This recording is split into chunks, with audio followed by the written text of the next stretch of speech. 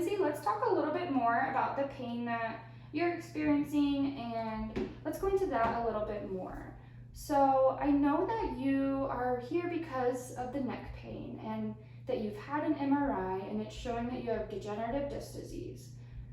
And, something that we've learned in my training is that, just because it's showing on your MRI or on an x-ray, the tissue damage, so the discs degenerating, it doesn't necessarily always equate to being a causation and the reason for your pain.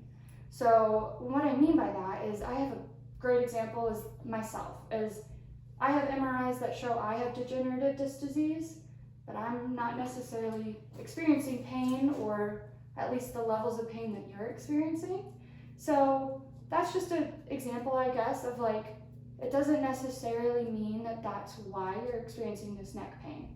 That's not to say that I don't believe you're in pain, because I totally and genuinely do, and I want to help you with that. I'm just telling you this because it's not an end-all be-all, that's why you're in pain.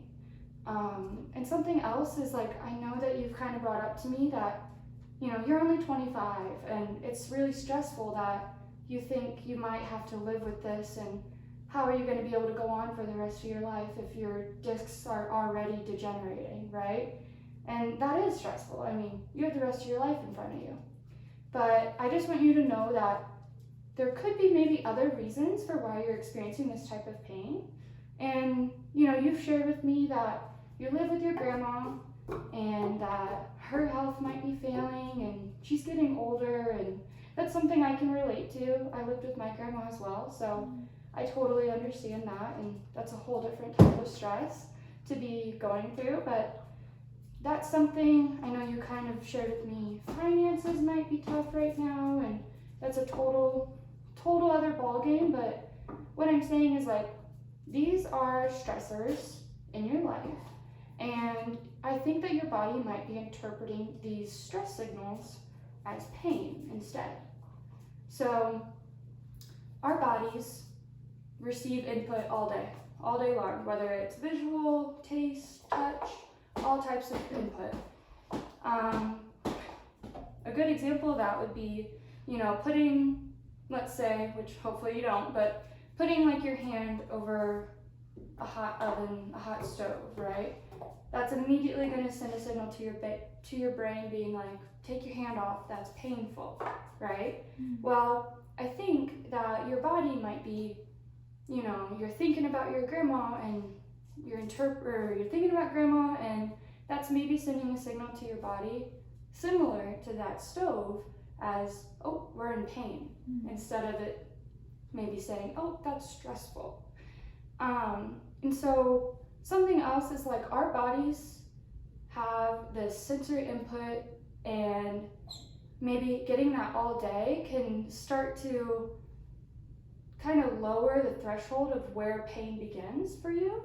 And so I think that after, being told you have degenerative disc disease, dealing with some financial issues, having grandma kind of, declining, maybe, I think that those stress signals are actually being interpreted as pain signals, and having those all day long, along with the neck pain you're having, it's starting to lower your threshold of pain and what's being perceived as good pain, like having your hand on a hot stove. That's good pain because you want to take it off to protect yourself.